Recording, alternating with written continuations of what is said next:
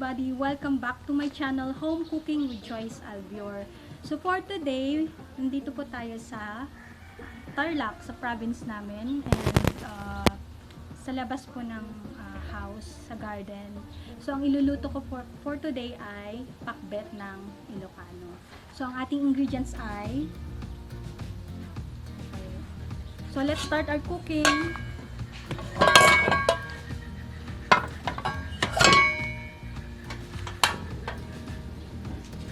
Mainit na ang ating pan, lagay natin ang ating mantika.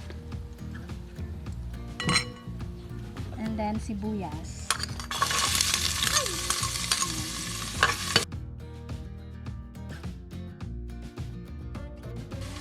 Then once na golden brown na ang ating onion, ilagay natin ang kamatis.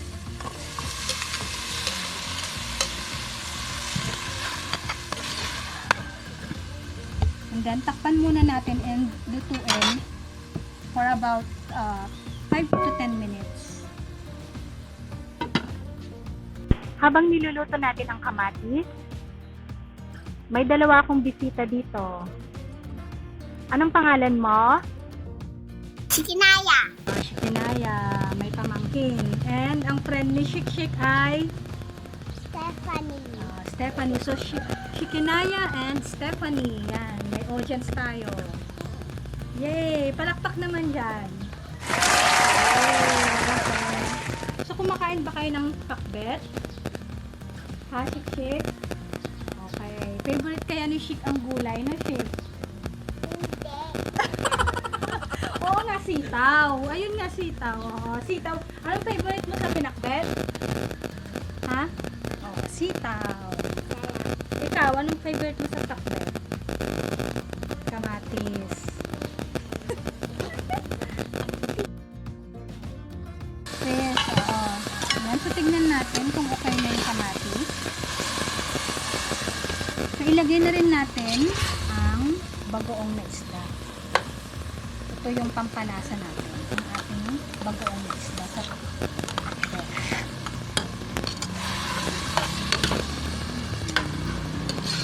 So, wait lang po natin hanggang maluto yung kamatis and then ilagay na natin yung ibang ingredients. So, sa pinakbet ko po pala, meron akong sitaw, ampalaya, yung talong na puti, yung bilog, and then sigarilyas, at saka ang ating okra. So, marami pa pong pwedeng ilagay sa pakbet. Pero, for today, yan po yung ingredients ko. So, pwede nyo rin pong lagyan ng kamote. Yung kamote na, sweet potato.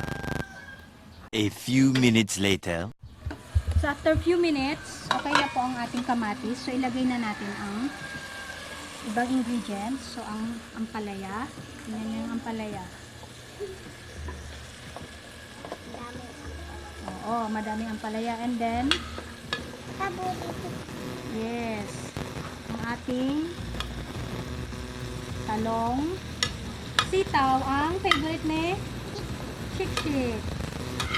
And then, sigarilyas.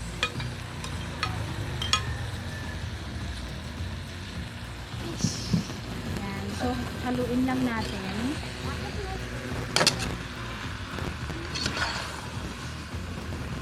And then, ihuhuli ko yung okra kasi mas gusto ko na yung okra medyo half-cooked lang. Then, lagyan natin ng tubig. Ito yung pinaka-sauce niya.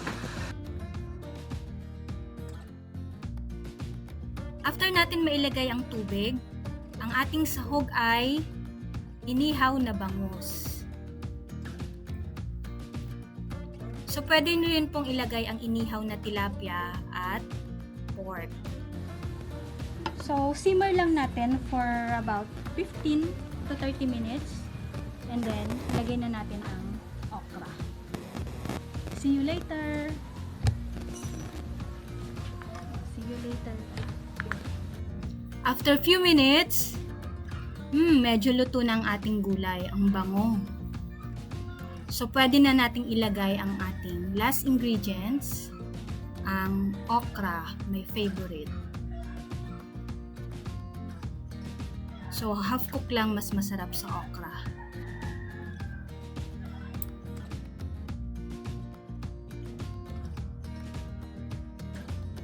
habang niluluto po natin yung pakbet, magcha-chubby bunny kami. Yehey! Okay. Sinong una? Ako muna una. Okay. So, malaki to. Chubby bunny. Tapos,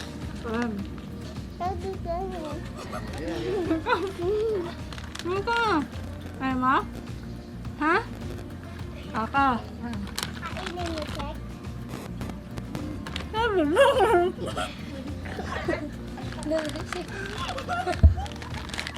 Ayoko nga magkagulang.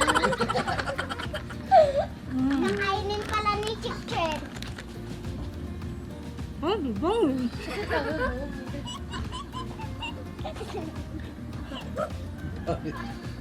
Wow, kasama ko.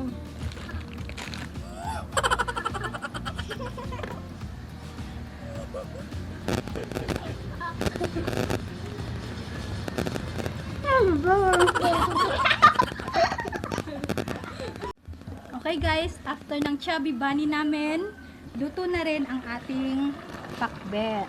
Ayan. Oo. So, tikman muna natin kung okay ng lasa.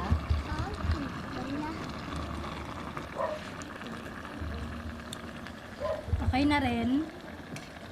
Okay. I-transfer na natin sa ating lagayan. Ayan.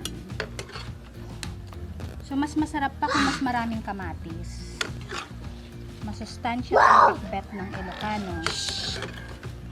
Ayan. Okay. And then, ang sahog natin na bangus.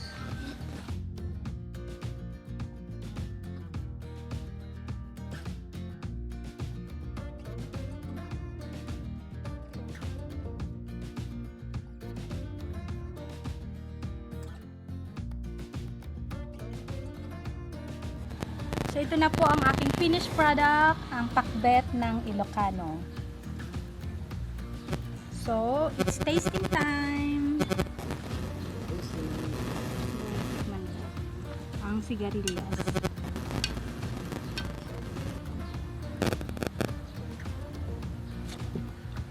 Harap.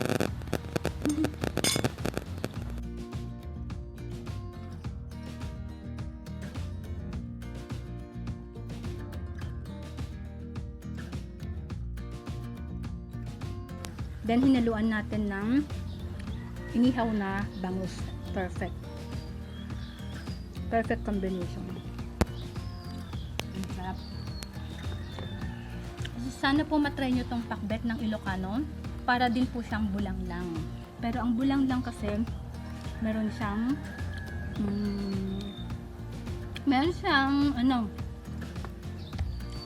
alamang. Kasi sa pakbet, nilalagay po dito is yung bagoong na isda saka may kamatis. Ayan. Harap. Sana matry nyo po. Sarap, nagutom na ako. So thank you for watching guys. See you again on my next vlog. So ito yung first time ko pong magluto dito sa aming bahay sa province. So bye for now. Please subscribe to my channel. Bye! Panalo to. Sarap. Very healthy dish.